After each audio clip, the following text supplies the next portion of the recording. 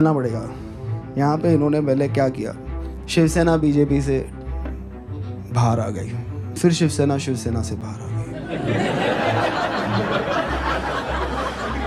NCP से बाहर आ गई। नाज़रीन, हम आपको बता दें कि दिल्ली में एक तकरीब के दौरान वज़ीर आज़म नरेंद्र मोदी ये कहते हैं कि तनकीद जमहूरियत की रूह है, लेकिन मुंबई में शिवसेना शिंदे के कारकुनों ने एक कॉमेडी वेन्यू पर हमला कर दिया, सिर्फ इसलिए कि वहां stand up comedy Kunal Kamra का शो हुआ था।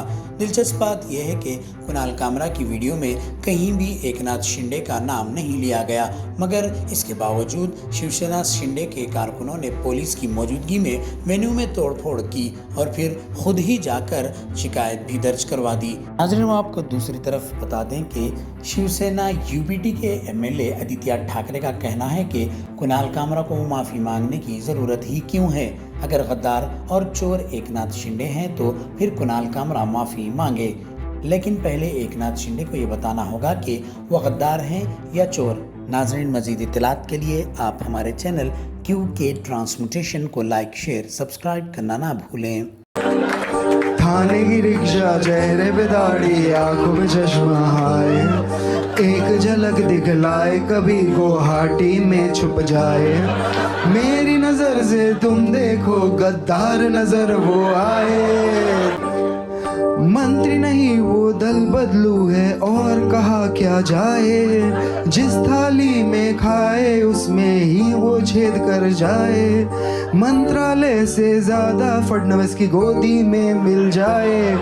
सवाल यही है कि कल जो कुणाल कामरा की क्लिप मैंने देखी, ये सब आंदोलन के बाद देखी, ये तोड़फोड़ के बाद देखी, सवाल यही मन में उठता है कि कब एकनाथ शिंदे के कार्यकर्ताओं ने भी तय किया कि गद्दार और चोर यानी एकनाथ शिंदे है। मिर्ची क्यों लगी? क्योंकि नाम तो किसी का लिया नहीं है, वो किसी के बारे में ही बोलता होगा। मिर्ची क्यों लगी? दाढ़ी, चश्मा, वो सब जो बोला है वो एकनाथ शिंदे पे ही क्यों बोला है? एकनाथ शिंदे का ही नाम लिया है कि उसमें यही सवाल आता है मन में, मिर्ची क्यों लगने की जरूरत थी? देखिए, एकनाथ शिंदे ने कोई एक दो फिल्म बनाई, उसमें बहुत सारी झूठी बातें दिखाई, आलतू फालतू बातें दिखाई, वो चल जाता है। और उनके खिलाफ कोई बोले तो क्या वो जमीन पे आसमान से टपके? यही बात है ना कि ये मवालीपना जो है, ये टपोरीगिरी जो है महाराष्ट्र में उनके हाथों से जो चल रही है, वो कहीं ना कहीं मुख्यमंत्री रोक लगाएंगे कि नहीं? क्योंकि ये मिर्ची लगने का कारण ही था। अगर खुद चोर नहीं है, खुद गद्दार नहीं है, तो क्या कारण था कि कल उन्होंने तोड़फोड़ की? देश नहीं, पूरी दुनिया जानती है कि गद्दार और चोर कौन है, लेकिन अब तक तो ये एकनाथ शिंदे नहीं मानते थे। अभी कल जो हमला किया उन्होंने, तो अभी शायद मानने लगे हैं कि गद्दार और चोर अगर किसी के बारे में बोले तो वो खुद है। ये सारी बातें जो है, ये सारी बातें सुपारी वुपारी की जरूरत नहीं है, ये तो उनके मन से आई है। और हम पे भी टिक्का की है ना उन्होंने। कुणाल कामरा ने कितने बार हम पे बातें की है, कितने बार सारे लोगों पे की है, कल तो मोदी साहब पे भी की है, बहुत लोगों पे की है, लेकिन किसी की रिएक्शन इतनी नहीं आई। कितने बार पिछले 20 सालों में, 25 सालों में प्रधानमंत्री महोदय पे बातें हुई है, बहुत सारे लोगों पे बातें हुई, लेकिन कोई ऐसे रिएक्ट नहीं करता है। कल की बात कुछ अलग मिर्ची लगाने वाली बात थी, ऐसे ही रिएक्शन है। मैं यही पूछना चाहता हूं कि कल मिर्ची क्यों लगी। दूसरी बात यही है कि कल जो तोड़फोड़ हुई है, जैसे उन्होंने कहा, मुख्यमंत्री महोदय ने कहा कि नागपुर में जिन्होंने तोड़फोड़ की उनसे पैसा लिया जाएगा। क्या कल जिन्होंने तोड़फोड़ की उनसे पैसा लिया जाएगा?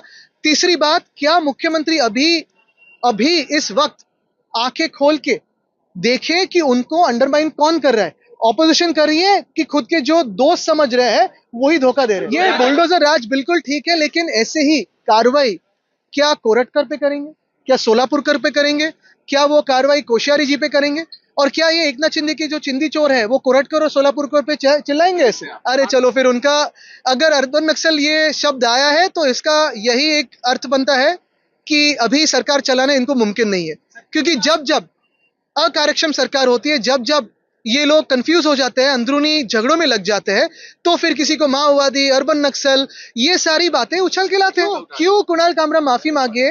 क्या गद्दार और चोर ये एकनाथ शिंदे ही है? तो फिर कुणाल कामरा बिल्कुल माफी मांगे, लेकिन एकनाथ शिंदे ने पहले जवाब देना चाहिए कि वही गद्दार और चोर है।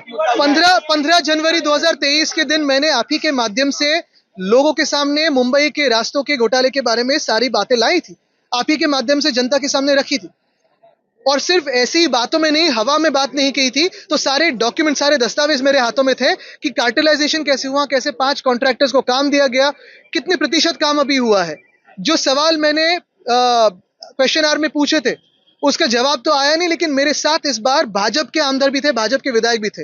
यही मैं मानता हूं कि मेरे 2 साल की लड़ाई जो है वो आज सफलता देख रही है, क्योंकि मैंने भी पहले कहा था और 2 साल से कहते आया हूं कि रास्तों में और रास्तों के कामों में अगर किसी ने पैसा खाया है तो एकनाथ शिंदे की सरकार ने खाया है। ये मैंने उस दिन भी कहा था 15 जनवरी 2023 पे कि इस सरकार से अपना जो सपोर्ट है वो भाजपा निकाल ले। आज मैं उनसे विनती करूंगा कि जो वो भी सवाल उठा रहे हैं वो मेरे ही सुर मिला रहे हैं, लेकिन 2 साल बाद मिला रहे। चलो देर है लेकिन अंधेर नहीं है। आज एकनाथ शिंदे पे कार्रवाई हो, उनको सरकार से निकाला जाए और ईओडब्ल्यू की समिति बिठाई जाए।